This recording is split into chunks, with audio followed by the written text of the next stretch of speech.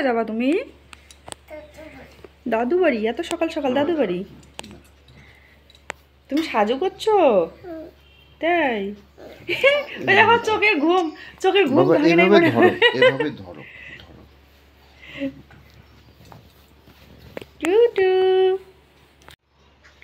Good morning বন্ধুরা, welcome to my channel. আমি লক্ষ্মী।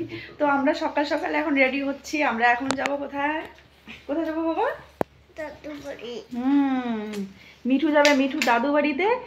এই তুমি লাইটগুলো অফ করে দিচ্ছ কেন? হ্যাঁ, এখন খুব তাল ভাসছে না? ওর সাথে কালকে কথা হয়েছিল যে আমরা 5টায় উঠবো, কিন্তু ও 5টায় উঠেছিল ঠিকই, কিন্তু 5টায় উঠে আবার সে ঘুমিয়ে পড়েছিল। আর আমি সকালবেলা উঠে মানে 5:30টার দিকে উঠে একদম সেই ঘরের সমস্ত কাজবাজ আমি কমপ্লিট করলাম। বাসন টাসন ধোয়া, তারপরে হচ্ছে ঘর ঝাড় দেওয়া, ঘর মোছা, যাই হোক যেগুলো আর কি করতে হয় সেগুলো সব করে নিয়েছি। এই যে দেখো বাসন টাসন সব কিছু মেজে আমি আপাতত এখানে রাখলাম। আর এখন যাচ্ছি আমরা একটু ওই আমাদের গ্রামের বাড়িতে, কারণ হচ্ছে ওখানে আলু চাষ করা হয়েছে। ওখানে অনেক কাজ আছে, মানে ওখানে গেলে পরে না অনেক কাজ হয়, কিন্তু না গেলে পরে তো যে বাড়িতে বসেই থাকতে হয়। তো চলো, আর কিছু নেওয়ার ছিল না তো চলো আমি তবু একটু চেক করে নেই, দেখি কিছু নেওয়ার আছে কিনা। ও তো খালি যাইতেইছে। এখন আমি ঘুম থেকে ওঠার পরে তারপরে একটু বলতেছি যে তুমি তো বলছিলে 5টা 5:30টার দিকে ওঠার কথা, কিন্তু তুমি এখন নাক ডেকে ঘুমাচ্ছ। তারপরে আমার কথা শুনে ও মানে ঘুম থেকে উঠে আবার শুয়ে পড়েছিল, সেই জন্য মানে আবার ওর ঘুমটা ভেঙে মানে ইয়ে লাগছিল আর কি চোখে। ওটা কি বলে। তো ফাইনালি আমরা বেরিয়ে পড়েছি। এদিকে দেখো এত সুন্দর রোদ উঠেছে, মানে মনে হচ্ছে এখন সকাল না দুপুর হয়ে গেছে। আর আমি কিন্তু যাইতে তোমাদের দাদাভাইকে বারবার করে বলছিলাম যে আদৌ কি আমি কাজ করতে পারবো। তো ফাইনালি কিন্তু আমরা পৌঁছে গেছি এই বাড়িতে।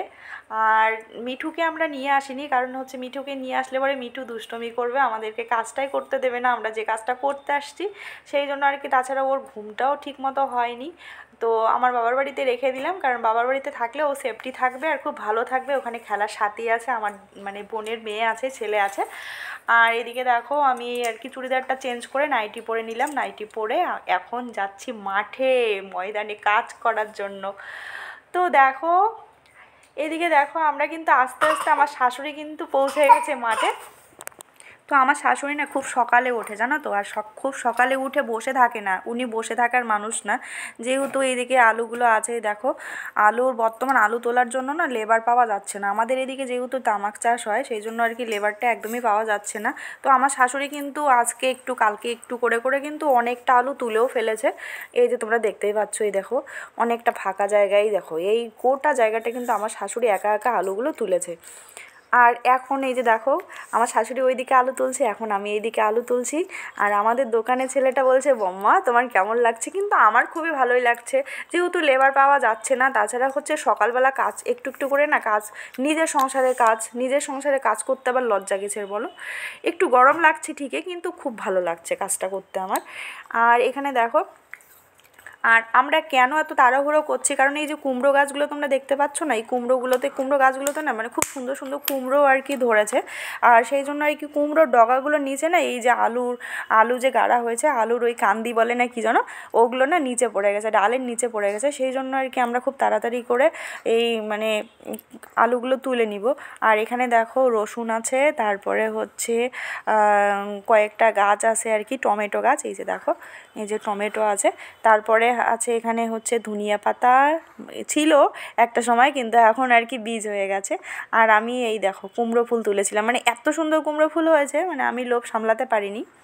তো তারপরে এখানে বড়ো চাষ হয়েছে, কিন্তু কয়েকদিন ধরে আমরা জল দিতে পারছিলাম না একদমই, মানে শ্যালোটার কি হয়েছে বুঝতে পারছিলাম না, সেই জন্য ওই যে শ্যালো সারাই করার জন্য ডক্টর নিয়ে আসা হয়েছে।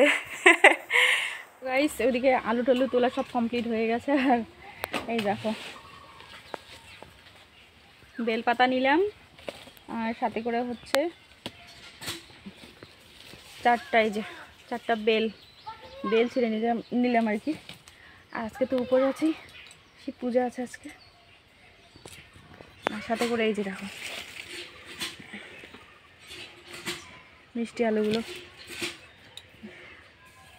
কাঁচা টমেটো নিয়েছি। আর এখানে বসে আছি, আর এইদিকে পরিবেশটা দেখো সেই সুন্দর লাগতেছে।